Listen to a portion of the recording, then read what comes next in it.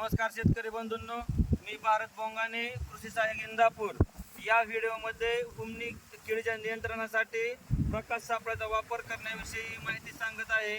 तर हुमणी ही कीड ऊस पिकाची पांढरी मुळी खात असल्यामुळे ऊस उत्पादनात मोठ्या प्रमाणावर घट येऊ शकते. म्हणून या किडीचा वेळीच बंदोबस्त करणे अतिशय गरजेचे असते. आपण सुरुवातीला या किडीचा जीवनक्रम जाणून घेऊया. अंडी, अळी, कोश आणि भुंगेरे अशा 4 अवस्थांमध्ये या किडीचा जीवनक्रम पूर्ण होतो. मादी भुंगेरे साबुदाण्याच्या आकाराची लांबट गोल 50 ते 60 अंडी जमिनीत 12 ते 15 सेंटीमीटर खोलीवरती घालते. अंड्यातून अळी बाहेर येण्याचा कालावधी हा जूनच्या सुमारास चालू होतो. 10 ते 15 दिवसामध्ये अंड्यातून अळी बाहेर पडते.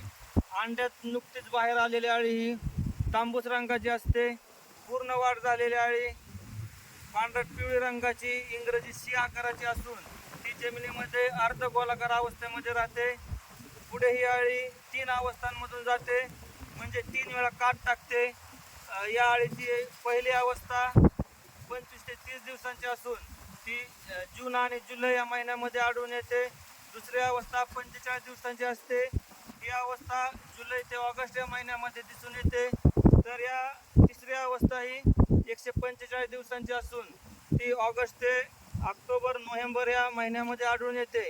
या तिसऱ्या अवस्थेतील अळ्या ह्या अतिशय खादाड असतात आणि त्या मोठ्या प्रमाणावर ऊसाचे मुळे खाऊन ऊस पिकाचे मोठ्या प्रमाणात नुकसान करत असतात.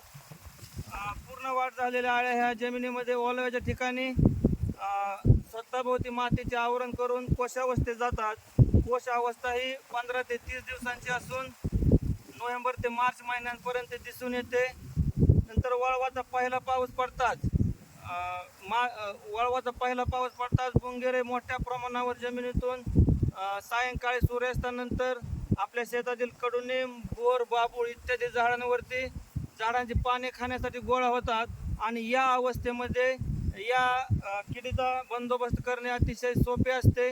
कारण या किडीचा आपण जीवनक्रम जर पाहिला तर पहिले 3 अवस्था ज्या आहेत अंडी, अळी आणि कोश या जमिनीमध्ये असतात आणि एकमेव चौथी अवस्था भुंगेरा ही जमिनीच्या वर येते. आणि म्हणून या अवस्थेमध्ये या किडीचा बंदोबस्त करणे अतिशय सोपे असते.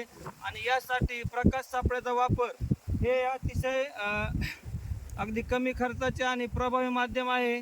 या ठिकाणी आम्ही विठ्ठलवाडी या ठिकाणी छगन बोराटे यांच्या शेतामध्ये प्रकाश सापळ्याचा एक प्रात्यक्षिक आयोजित केले आहे. याच्यासाठी 5 फूट लांब, 5 फूट रुंद व 1 फूट खोल असा खड्डा घेऊन त्याच्यामध्ये प्लास्टिकचा पिवळा कागद अंथरावा.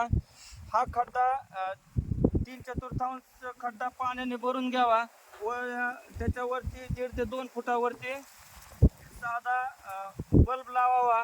आणि जेणेकरून त्या प्रकाशाकडे तसेच पिवळा कागद वापरल्यामुळे पिवळ्या रंगाकडे कीटक आकर्षित होतात आणि जास्त प्रमाणात भुंगेरे या सापळ्यामध्ये अडकून मरतात.